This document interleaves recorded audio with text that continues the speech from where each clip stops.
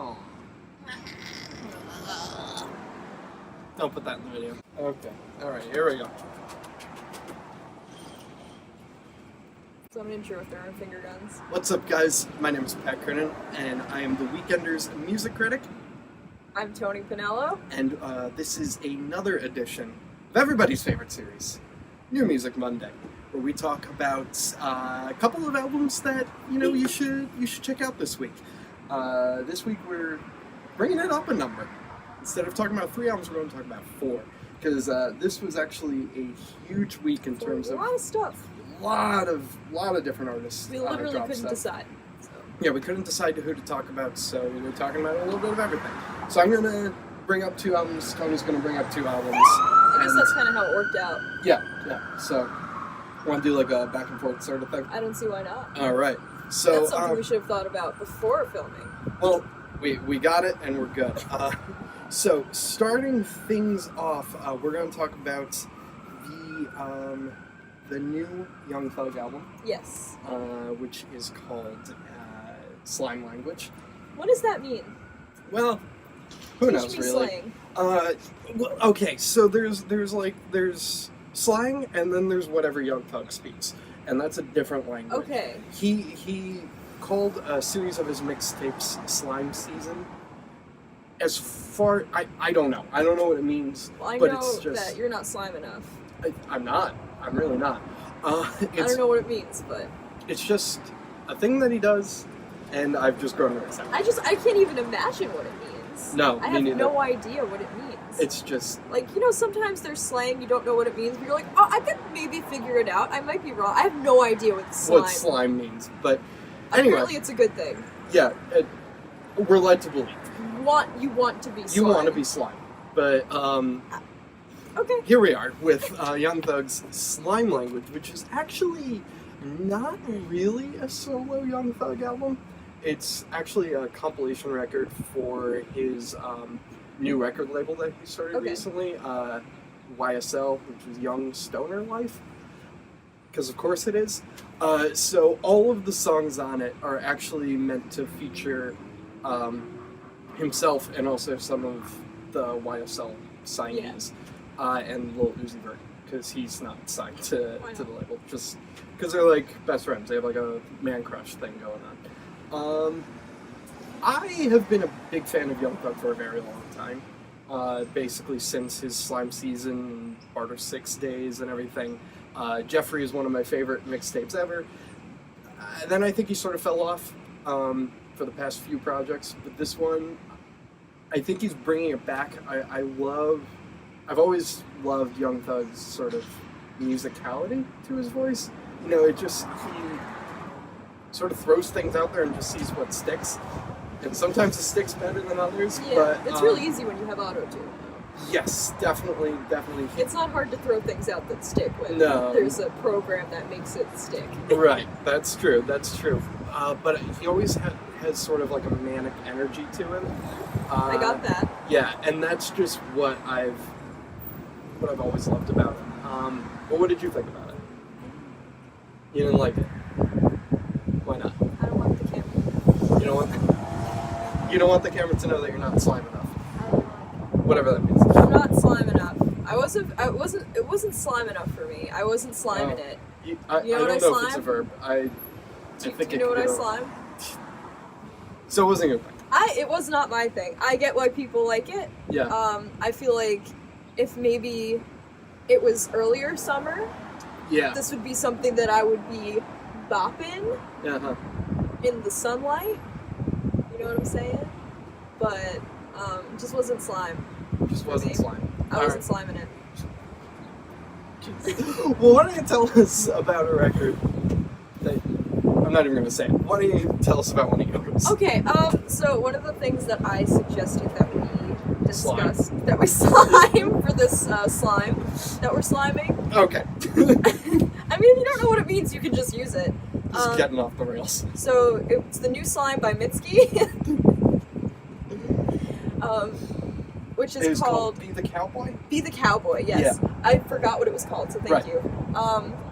This was my first foray into Mitski's slime Mine as well, but... Yeah, really? Yeah. I feel like she's super popular, but I never listened to her before. Yeah, no, same. Like, people always talk about her, but it's just like...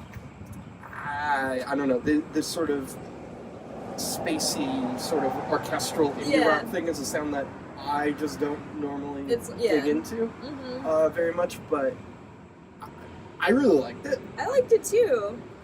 I've never had such mixed feelings about a person's voice before.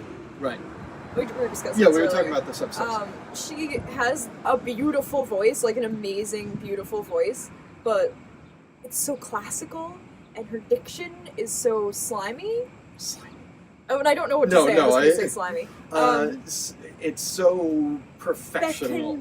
You know what I mean? She sounds like she has a musical theater background. Yeah, you know, which she may. She may very well, and she does it very well. Her voice is awesome, but it's just I don't know. It grew on me by the end of after I listened to the record a couple of times. I was like, all right, it's just the way that she is. It's cool. Yeah, and the way that it's not musical theater music.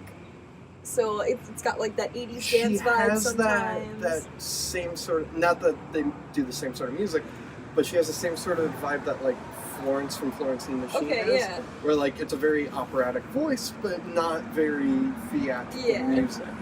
I see what you're saying. I feel like their voices are even different. Like I feel like Florence has that indie sound. Yeah. Whereas Mitski's kind of just like, this planet of love was destroyed by global warming. That's how she sings. Right, yeah. Not really. Also, speaking of that line, lyrically, did not really do it for me. No. As a whole, the record. I don't know, just kind of... And I don't usually pay attention to lyrics, but every once in a while I'd hear a line and be like, Yeah, I get that. It was a very personal record, if that makes sense. The lyrics almost struck me as sort of like stream of consciousness. Yeah. I thought it was kind of cool, but I can definitely see why you have some complaints about it. But overall, I'm saying a lot of bad things, but overall, very good record. I really like Mitski. I'm going to have to check out her other stuff. Yeah. Because she's cool. Right, definitely. Moving on, we're going to talk about the newest from Animal Collective, Tangerine Reef. Okay, so full disclosure, I went through a period where I was like obsessed with Animal Collective. Like sophomore year of high school to like senior year, they were like my number one favorite band. Because they had, just like I said about Young Thug when we were upstairs, I don't remember if I said it in this video, he was riding a high for a really long time, and so was Animal Collective. Where they had a string of just incredible records. You know, they had Feels and Strawberry Jam and Merriweather Post Pavilion, just right in a row. Incredible records. And then they just hit a wall. And Tangerine Reef is just another album in the wall. You know, like they just rammed it to brick. It. Yeah, exactly. Just another... I'm sorry. It was like, okay, so this is actually their second, what they call visual album, in that there's a full-length video attached to it. The first one was called Odd Sack. I forget. What? Yes, Odd Sack. Let's just roll with it. Okay, I'm not going to ask any questions. I don't have any answers. It's a pretty slimy name for a song. It is. And that one at least had like really compelling visuals and everything. Like it had like a storyline going along with it. Tangerine Reef, it was just like close-ups of coral just sort of swaying. The whole time? For 55 minutes. And it was like a screensaver. And that's really what it felt like.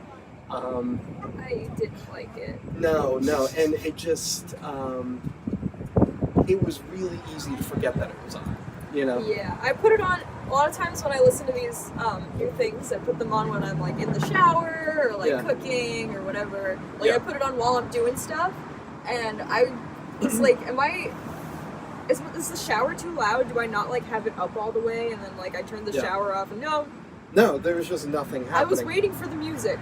Yeah. It was the least musical thing I've ever heard. And we reviewed that one band, the Head... What was that record? The Head Body Oh, Head? yeah. Body Slash Head? Yeah. And that was more musical than this was. Definitely. There was one track towards the end. I was like, oh! No, it wasn't the end, it was the middle. The end of when I was listening to it. Right. Because I didn't get through the whole thing. No, sorry. There was one song that I was like, oh, there's some music! Yeah. But, like, the standard was so low at that point for me that it was, like, probably not actually a song. It was just, I was excited because I heard a melody.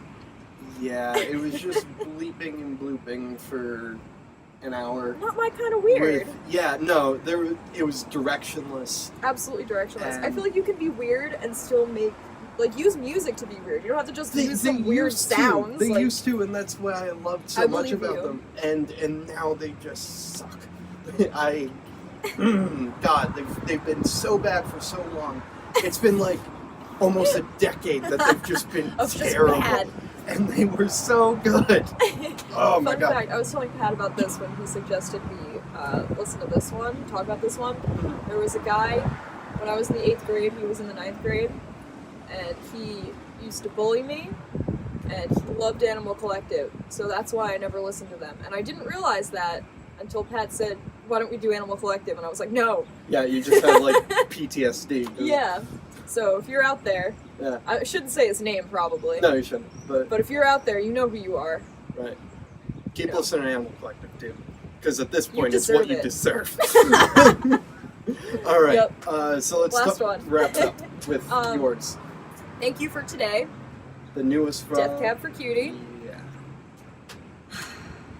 I was disappointed. I was. You were surprised. I was appointed. Right? You know. Yeah. I have never been the biggest Death Cab for Cutie fan. I know Bridget, who's filming, is giving me a shocked face because she knows. You don't like them. Yeah, no, exactly. And like I don't love this record, but like it was good for exactly what I did with it, which is like I threw it on. It was sort of like a dreary Sunday, and like I was reading a book while it was that sort of music. Okay. It was. I didn't have to think about it. It was just there in the background. I heard first of all the first track, I Dreamt We Spoke Again.